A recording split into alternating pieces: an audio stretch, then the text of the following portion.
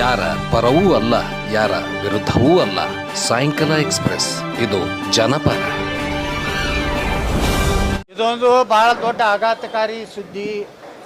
ಸನಾತನ ಧರ್ಮದ ಒಂದು ಪಾವಿತ್ರ್ಯತೆಯನ್ನು ಹಾಳು ಮಾಡಲಿಕ್ಕೆ ಈ ದೇಶದಲ್ಲಿ ಏನು ಕಾಂಗ್ರೆಸ್ ಮತ್ತು ಅನೇಕ ವಿರೋಧ ಪಕ್ಷಗಳು, ವೈಎಸ್ ರಾಜಶೇಖರ ರೆಡ್ಡಿ ಮಗ ಜಗನ್ಮೋಹನ್ ರೆಡ್ಡಿ ಇರ್ಬೋದು, ಇವರೆಲ್ಲ ಕ್ರಿಶ್ಚಿಯನ್ಗೆ ಮತಾಂತರ ಆದಂಥ ಕುಟುಂಬಗಳು. ಇವರು ಹಿಂದೂ ಹೆಸರು ಇಟ್ಕೊಂಡಿದ್ದಾರೆ. ಆದರೆ ತಿರುಪತಿ ದೇವಸ್ಥಾನದ ಹಿಂದೆ ಅಧ್ಯಕ್ಷ ಅವ್ರ ಚಿಕ್ಕಪ್ಪ, ಯಾರು ಈಗಿನ ಜಗನ್ಮೋಹನ್ ರೆಡ್ಡಿ ಅವ್ರ ಚಿಕ್ಕಪ್ಪ, ಅವನು ಕ್ರಿಶ್ಚಿಯನ್.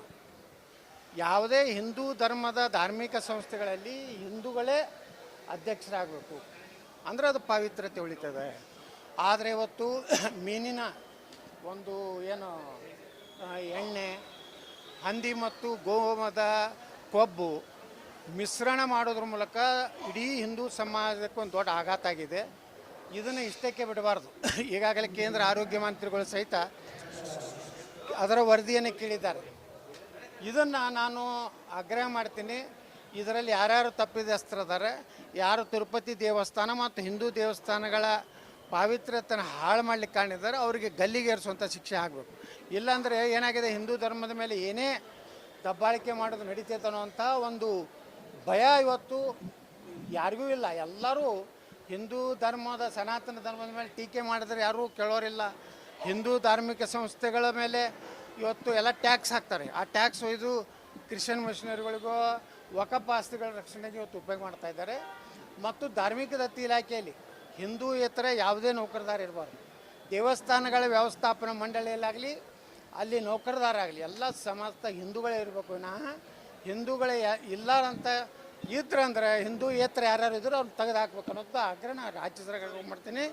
ಮತ್ತು ಸರ್ಕಾರದ ಒಂದು ವ್ಯಾಪ್ತಿಯಲ್ಲಿರುವಂಥ ಎಲ್ಲ ದೇವಸ್ಥಾನಗಳನ್ನು ಮುಕ್ತ ಮಾಡಿ ಹಿಂದೂ ಆಡಳಿತವನ್ನು ಕೊಡುವಂಥ ವ್ಯವಸ್ಥೆ ಮಾಡಬೇಕು. ಈಗ ದೇಶನಾಗ ಮಸೂದಿಗಳ ಮೇಲೆ ನಿರ್ಬಂಧ ಇಲ್ಲ, ಕಂಟ್ರೋಲ್ ಇಲ್ಲ, ಚರ್ಚ್ಗಳ ಮೇಲೆ ಕಂಟ್ರೋಲ್ ಇಲ್ಲ. ಆದರೆ ಹಿಂದೂ ದೇವಸ್ಥಾನಗಳ ಮೇಲೆ ಯಾಕೆ ಸರ್ಕಾರ ಕಂಟ್ರೋಲು? ಅದು ತೆಗೆದು ಹಾಕಬೇಕು. ಭಕ್ತರೇ ರಚನೆ ಮಾಡ್ಕೊತ ಸಮಿತಿಗಳು ರಚನೆ ಆಗಬೇಕು ಸ್ವಾಯತ್ತಿತ್ವವಾಗಿ. ಯಾರೂ ದೇವಸ್ಥಾನ ಹಣ ತಿನ್ನುವಂಥ ಕೆಟ್ಟ ಬುದ್ಧಿ ನಮ್ಮ ಹಿಂದೂಗಳಲ್ಲಿ ಇರೋದಿಲ್ಲ. ಅದರ ಅಭಿವೃದ್ಧಿಗಾಗಿಯೇ ಕೆಲಸ ಮಾಡ್ತಾರೆ. ಅದಕ್ಕೆ ನಾನು ಕೇಂದ್ರ ಸರ್ಕಾರಕ್ಕೂ ಆಗ್ರಹ ಮಾಡ್ತೀನಿ. ಈ ಮುಜರಾಯಿ ಇಲಾಖೆ ತೆಗೆದು ಬಿಡ್ಬೇಕ್ರಿ ಅದನ್ನು. ಎಲ್ಲ ಅವರ ಟ್ರಸ್ಟ್ ಮಾಡಬೇಕು. ಟ್ರಸ್ಟ್ ಮಾಡಿ ಅಲ್ಲಿ ಹಿಂದೂಗಳೇ ಆಡಳಿತ ಮಂಡಳಿ ಇರಬೇಕು, ಹಿಂದೂಗಳೇ ಅಲ್ಲಿ ನೌಕರದಾರ ಇರಬೇಕು. ಆ ಕಾನೂನು ತೊಗೊಂಡ್ಬಂದು ಅದರ ಅನುದಾನ ಏನು ಬರ್ತದೆ, ಭಕ್ತರೇನು ಕಾಣಿಕೆ ಹಾಕ್ತಾರಲ್ಲ, ಇವತ್ತು ತಿರುಪತಿ ತಿಮ್ಮಪ್ಪಗೆ ಕೋಟ್ಯಾಂತರ ರೂಪಾಯಿ ಹಾಕ್ತಾರೆ, ಸಾವಿರಾರು ಕೋಟಿ ರೂಪಾಯಿ ಆದಾಯ ಇದೆ. ಅದು ಹಿಂದೂ ಧರ್ಮದ ಸನಾತನ ಧರ್ಮದ ರಕ್ಷಣೆಗಾಗಿ. ಇವತ್ತೇನು ಹೇಳಿದ್ದಾರೆ ಅಲ್ಲಿ ಉಪಮುಖ್ಯಮಂತ್ರಿ ಹೇಳಿದ್ದಾರೆ, ಆಂಧ್ರ ಪ್ರದೇಶದ ಉಪಮುಖ್ಯಮಂತ್ರಿ, ಸನಾತನ ಧರ್ಮ ರಕ್ಷಣಾ ಒಂದು ಬೋರ್ಡ್ ಮಾಡಬೇಕತ್ತೆ. ಇಡೀ ರಾಷ್ಟ್ರ ಮಟ್ಟದಲ್ಲಿ ಮಾಡಬೇಕು, ರಾಜ್ಯ ಮಟ್ಟದಲ್ಲಿ ಒಂದೊಂದು ಸನಾತನ ಬೋರ್ಡ್ ಮಾಡಬೇಕು. ಆ ಸನಾತನ ಬೋರ್ಡದ ಉದ್ದೇಶ ಏನಪ್ಪ ಅಂದರೆ, ಯಾರಿಗೆ ನಾವು ದೇವಸ್ಥಾನಕ್ಕೆ ಟ್ರಸ್ಟ್ ಮಾಡಿರ್ತೀವಿ ಅವ್ರು ಅವ್ಯವಹಾರ ಮಾಡಿದ್ರೆ, ಏನಾದರೂ ದೇವಸ್ಥಾನ ಹಣ ತಿಂದರೆ ಅಂಥವ್ರ ಮ್ಯಾಗೆ ಆ್ಯಕ್ಷನ್ ತೊಗೊವಂಥ ಒಂದು ಅಧಿಕಾರವನ್ನು ಆ ಬೋರ್ಡಿಗೆ ಕೊಡಬೇಕು.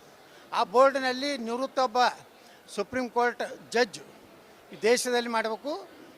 ರಾಜ್ಯದಲ್ಲಿ ರಾಜ್ಯ ಹೈಕೋರ್ಟಿನ ನಿವೃತ್ತ ಒಬ್ಬ ಜಡ್ಜನ್ನು ಅಧ್ಯಕ್ಷತೆ ಮಾಡಿ ಸನಾತನ ಧರ್ಮದ ಅದರ ಪರಿಪಾಠದಂತೆ ಆ ದೇವಸ್ಥಾನಗಳ ಚಟುವಟಿಕೆ ನಡಿಬೇಕು. ಈ ರೀತಿ ದನದ ಮಾಂಸ, ದನದ ಕಬ್ಬು, ಮೀನಿನ ಒಂದು ಇದು ಹಾಕುವಂಥದ್ದು ಇದು ಅಕ್ಷಮ್ಯ ಅಪರಾಧ. ಇಡೀ ಇಷ್ಟು ದಿವಸ ಅದು ಯಾವಾಗಿನಿಂದ ಪ್ರಾರಂಭ ಆಗಿದೆ ಗೊತ್ತಿಲ್ಲ, ಅಷ್ಟು ತಿರುಪತಿ ದೇವಸ್ಥಾನವನ್ನು ಇವತ್ತು ಒಂದು ರೀತಿ ಅಪವಿತ್ರ ಮಾಡಿದ್ದಾರೆ. ಅವರಿಗೆ ಕಠಿಣ ಶಿಕ್ಷೆ ಆಗುತ್ತೆ.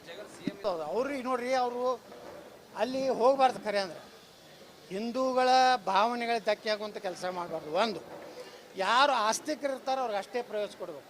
ನಾಸ್ತಿಕರಲ್ಲಿ ಹೋಗಬಾರ್ದು. ಅನ್ಯ ಧರ್ಮದವ್ರದ್ದು ಏನು ಕೆಲಸ ಐತಿ? ಅನ್ಯ ಧರ್ಮದವ್ರು ಹೋಗ್ಬೇಕಾದ್ರೆ ಅವ್ರು ಮೊದಲು ಹೊರಗಡೆ ಬರೆದು ಹೋಗ್ಬೇಕು, ನಾನು ಹಿಂದೂ ಧರ್ಮವನ್ನು, ಹಿಂದೂ ದೇವರನ್ನು ನಾವು ಗೌರವಿಸ್ತೇನೆ, ನಾ ಶ್ರದ್ಧೆಯಿಂದ ನಡ್ಕೋತೀನಿ ಅಂತೇಳಿ ಬರೆದು ಕೊಟ್ಟು ಬೇಕಾದ್ರೆ ಹೋಗಲಿ. ಆದರೆ ಅದನ್ನು ಹಿಂದೂ ಸನಾತನ ಹಿಂದೂ ಧರ್ಮದ ಪದ್ಧತಿ ಪ್ರಕಾರ ಅವ್ರು ಒಳಗೆ ಹೋಗ್ಬೇಕು. ಆಗ್ಬೇಕು ರೀ, ಪೂರ್ತಿ ಕ್ಲೀನ್ ಆಗಬೇಕು. ಚಂದ್ರಬಾಬು ನಾಯ್ಡು ಅವರು ಬರೀ ಇದು ರಾಜಕೀಯ ಒಂದು ಹೇಳಿಕೆ ಆಗಬಾರ್ದು. ಇದರ ವಿರುದ್ಧ ಏನೇನು ಅವರು ಎಷ್ಟು ವರ್ಷದಿಂದ ಇದನ್ನು ಕೊಬ್ಬು ಮಿಶ್ರಣ ಮಾಡ್ತಾ ಇದ್ದಾರೆ, ಎಷ್ಟು ದಿವಸದಿಂದ ಈ ಅಪವಿತ್ರ ಕಾರ್ಯ ನಡೆದಿವೆ, ಅದನ್ನೆಲ್ಲ ತನಿಖೆ ಮಾಡಿ ಅವ್ರಿಗೆ ಸರಿಯಾಗಿ ಹೆಂಗೆ ಶಿಕ್ಷೆ ಆಗ್ಬೇಕಂದ್ರೆ ಇನ್ನು ಮುಂದೆ ಯಾವುದೇ ಹಿಂದೂ ದೇವಸ್ಥಾನದಲ್ಲಿ ಯಾವನೇ ಮುಖ್ಯಮಂತ್ರಿ ಆಗಲಿ ಯಾವನೇ ಪ್ರಧಾನಮಂತ್ರಿ ಆಗಲಿ ಇದನ್ನು ಮಾಡೋ ಧೈರ್ಯ ಆಗಬಾರ್ದು.